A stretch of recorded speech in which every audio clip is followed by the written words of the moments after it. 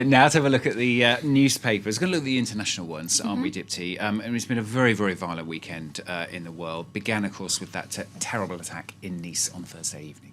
Stuart, in the aftermath of that Nice attack, there's a lot of focus now on the man behind it, a Tunisian man with troubling psychological issues. We know he was a wife beater, a drunk, lonely, troubled, possibly a sexual deviant as well. These are all the details that are coming out of the Wall Street Journal's front page article. It also includes some very, very disturbing and unsavory incidents, which really aren't worth talking about, but quite frankly are very disturbing when it points to his character. We talked about this in the French press review a couple of hours ago, didn't we, Dipti? That attack really exposing big political divisions here in France. That's right. It was not just the French press that are talking about it, but also the international press. Let's start with a cartoon from Libération. This cartoon from Willem actually really sums it up. You see French politicians there clambering over each other to sort of put their two cents worth in after the Nice attack, saying things like, we need to react differently, a terrorist attack must be prevented, this kind of jargon we're seeing.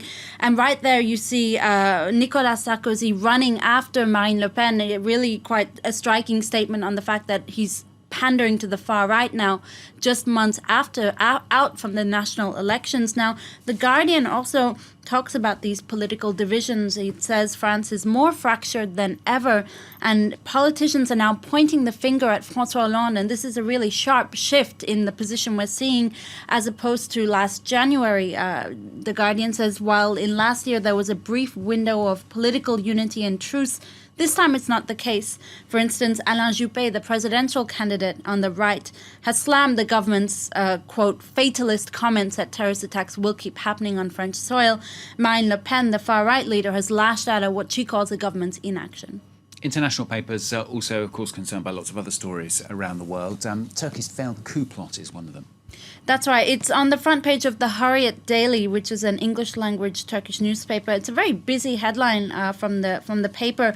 The Turkish paper, the Hurriyet Daily, is actually a pro-secular publication that tends to be critical of the Erdogan administration.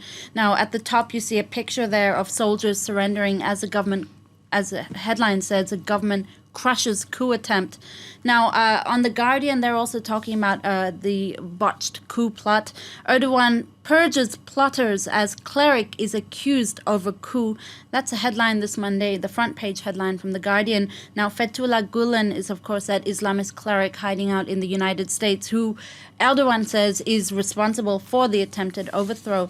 But really, The Guardian's looking at the fact that now after the failed coup, now it's Erdogan's time for retribution.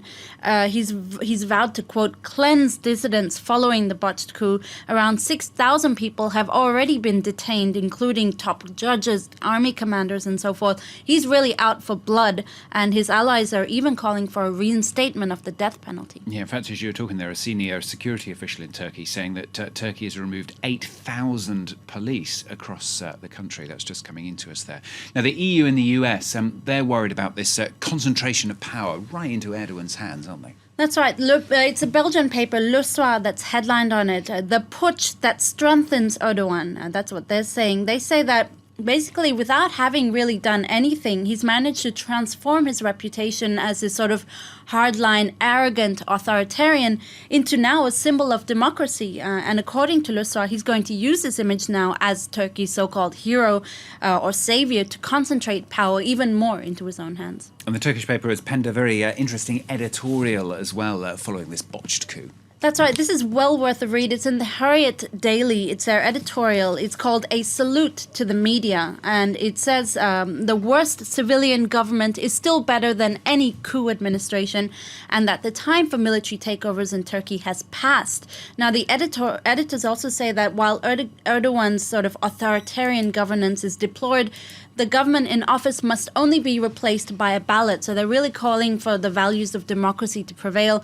The writer also salutes the media that they say essentially saved Erdogan, because all those TV stations continued to broadcast and defy orders to shut down, providing Erdogan with a platform to reach out to the public. So ironically, after years of trying to shut them down, it's the media that ended up saving Erdogan. Very, very briefly, Pakistan, the honour killing of a social media star likened to Kim Kardashian has shocked the nation. That's right. She was drugged and then strangled in her sleep by her own brother. He's confessed to that murder. Now, The Dawn is a Pakistani newspaper that hailed her courage and fearlessness, but they also deplore the fact that in Pakistan, this sort of criminal activity is actually seen as a private matter. And so if he's forgiven by the family, in this case her own family, he gets off scot-free, and they're really calling for that to be changed in the constitution. Dipti, thank you very much. Dipti with the papers, Steam with Business on France 24. A lot more news in a few moments' time. Stay with us.